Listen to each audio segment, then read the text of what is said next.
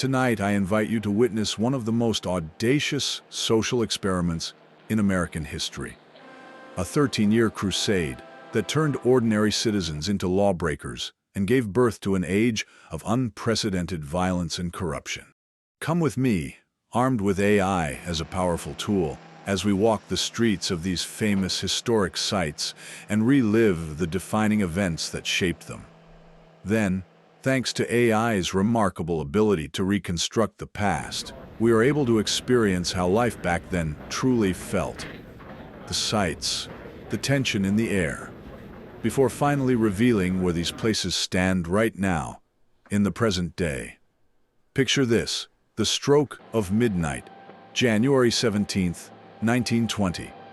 Across America, a peculiar silence falls as the 18th Amendment takes effect. The manufacture, sale, and transportation of intoxicating liquors is now forbidden. They called it the noble experiment. Reformers promised a sober, morally pure nation. Instead, they unleashed the Roaring Twenties, jazz-soaked speakeasies, bathtub gin, machine gun massacres, and fortunes built on illegal whiskey. Come with me through the dramatic rise and catastrophic fall of Prohibition, where well-intentioned crusaders created the very monster they sought to destroy. The roots lie in the late 19th century temperance movement. Figures like Carrie Nation stormed saloons with hatchets, We need to fight booze. smashing bottles in righteous fury, convinced alcohol was the root of poverty, domestic violence, and societal ills. Organizations like the Anti-Saloon League and Women's Christian Temperance Union lobbied relentlessly, winning support from progressives, industrialists, and women seeking family protection.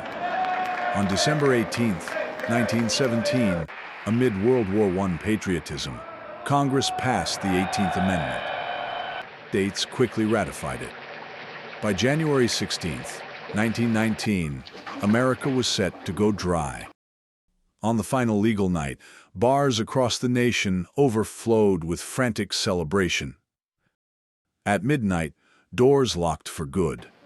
The great experiment began. The Volstead Act provided enforcement, but it was hopelessly underfunded.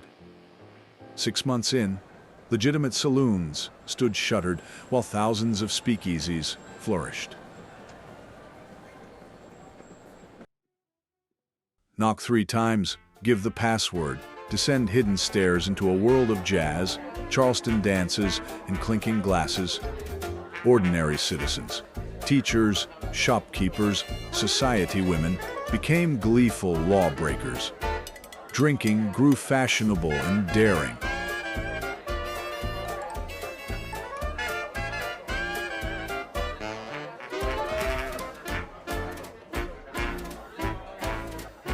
Among the most legendary of these hidden havens was one known simply as 21, the exclusive speakeasy run by Jack and Charlie, where Prohibition-era icons such as Ernest Hemingway, Humphrey Bogart, Mayor Jimmy Walker, and Joan Crawford gathered behind secret hidden doors, toasting forbidden liquor in defiant style.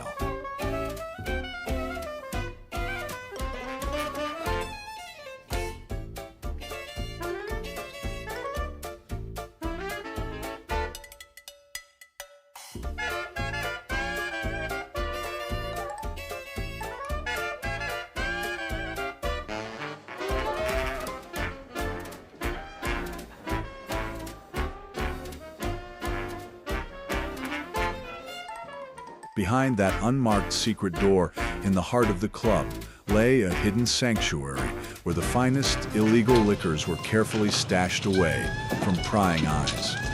Here, exclusive members could savor their forbidden drinks in absolute privacy. Richard Nixon himself would slip into this private booth, shielded from the public gaze, toasting quietly amid the muffled jazz and swirling cigarette smoke.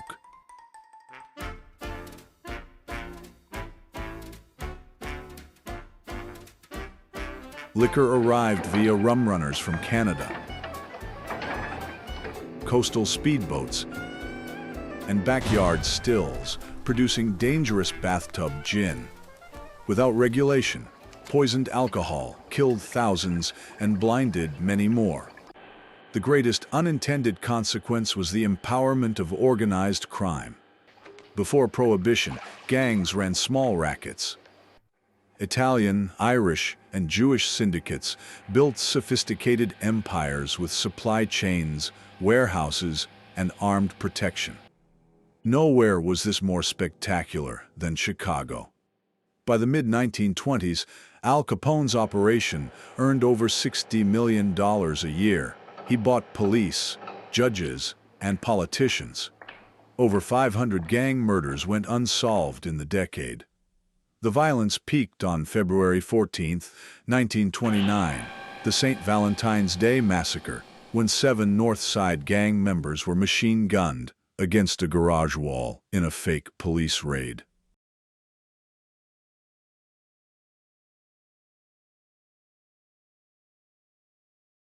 Pretending to be police officers, the assassins entered the garage. Believing it was just a routine shakedown, the 7 members of Bugs Moran's North Side gang obediently lowered their guard and lined up facing the brick wall.